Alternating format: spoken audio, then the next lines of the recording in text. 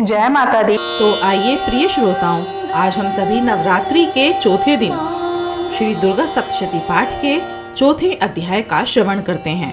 हे मां जगदम्बे, आपकी कृपा सभी भक्तों पर बनी रहे। चतुर्थो अध्याय, इंद्रादि देवताओं द्वारा देवी की स्तुति। ध्यान।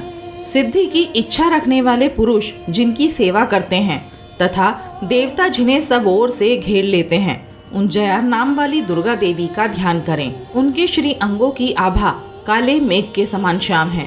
वे अपने कटाक्षों से शत्रु समूह को भय प्रदान करती है। उनके मस्तक पर आबद्ध चंद्रमा की रेखा शोभा पाती है। वे अपने हाथों में शंख, चक्र, कृपाण और त्रिशूल धारण करती हैं। उनके 3 नेत्र हैं। वे सिंह के कंधे पर चढ़ी हुई हैं और अपने तेज से तीनों लोकों को परिपूर्ण कर रही हैं। ऋषि कहते हैं, अत्यंत पराक्रमी दुरात्मा महिषासुर तथा उसकी दैत्य सेना के देवी के हाथ से मारे जाने पर इंद्र आदि देवता प्रणाम के लिए गर्दन तथा कंधे झुकाकर उन भगवती दुर्गा का उत्तम वचनों द्वारा स्तवन करने लगे। उस समय उनके सुंदर अंगों में अत्यंत हर्ष के कारण रोमांच हो आया था। देवता बोले, संपूर्ण देवताओं की शक्ति का समुदाय ही जिनका स्वरूप है तथा जिन देवी ने अपनी शक्ति से संपूर्ण जगत को व्याप्त कर रखा है, समस्त देवताओं और महर्षियों की पूजनीय उन जगदम्बा को हम भक्ति पूर्वक नमस्कार करते हैं। वे हम लोगों का कल्याण करें। जिनके अनुपम प्रभाव और बल का वर्णन करने में भगवान शेषनाग, भगवान ब्रह्मा जी तथा भगवान महादेव जी भी समर्थ नहीं हैं। वे भगवती चंडी का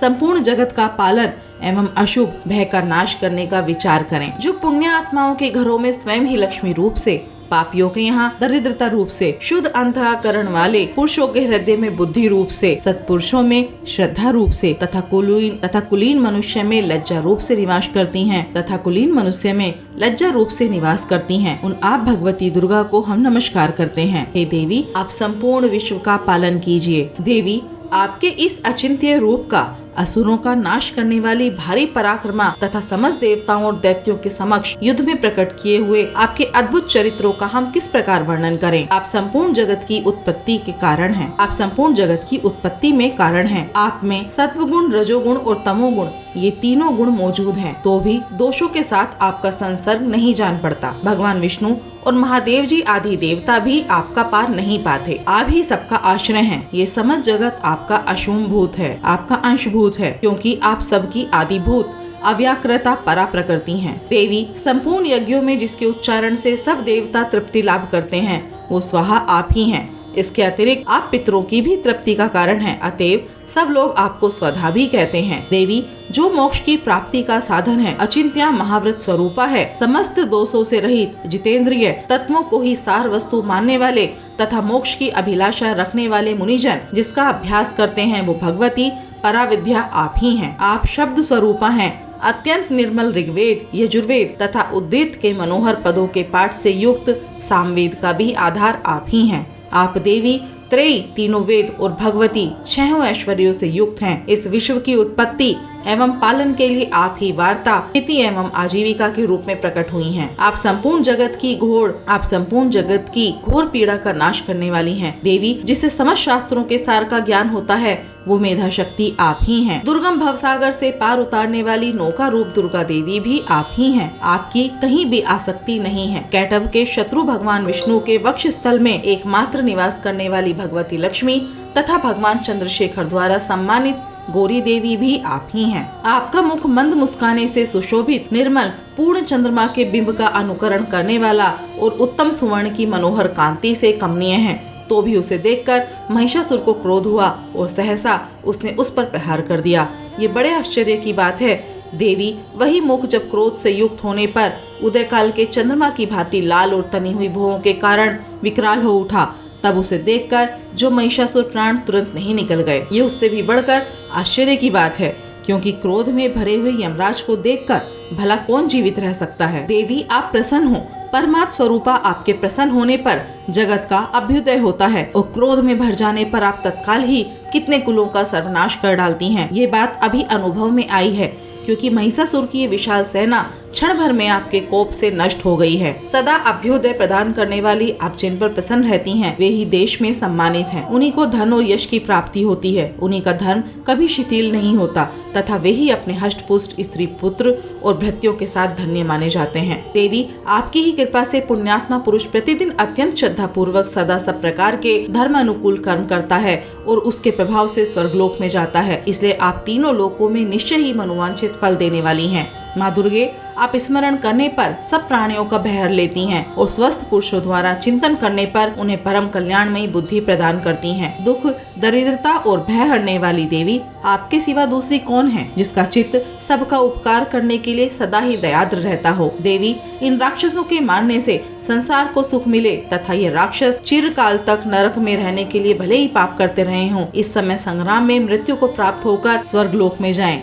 निश्चय ही यही सोचकर आप शत्रुओं का वध करती हैं। आप शत्रुओं पर शस्त्रों का प्रहार क्यों करती हैं? समस्त असुरों को दृष्टिपात मात्र से ही भस्म क्यों नहीं कर देती? इसमें भी एक रहस्य है। ये शत्रु भी हमारे शस्त्रों से पवित्र होकर उत्तम लोकों में जाएं। इस प्रकार उनके प्रति भी आपका विचार अत्यंत उत्तम रहता है। खड़ग के तेज पुंज की भयंकर दीप्ति से तथा आपके त्रिशूल के अग्रभाग की घनीभूत प्रभा से चौंधिया कर जो असुरों की आंखें फूट नहीं गयीं, उसमें भी कारण यही था कि वे मनोहर रश्मियों से युक्त चंद्रमा के समान आनंद प्रदान करने वाले आपके इस सुंदर मुख का दर्शन करते थे। देवी, आपका शील दुराचारियों के बुरे बर्ताव को दूर करने वाला है। साथ ही ये रूप ऐसा है जो कभी चिंतन में भी नहीं आ सकता और जिसकी कभी दूसरों से तुलना भी नहीं हो सकती, तथा बल और पराक्रम तो उन दैत्यों का भी नाश करने वाला है जो कभी देवताओं के पराक्रम को भी नष्ट कर चुके थे। इस प्रकार आपने शत्रुओं पर भी अपनी दया ही प्रकट की है। हे वरदायिनी देवी, आपके इस पराक्रम की किसके साथ तुलना हो सकती है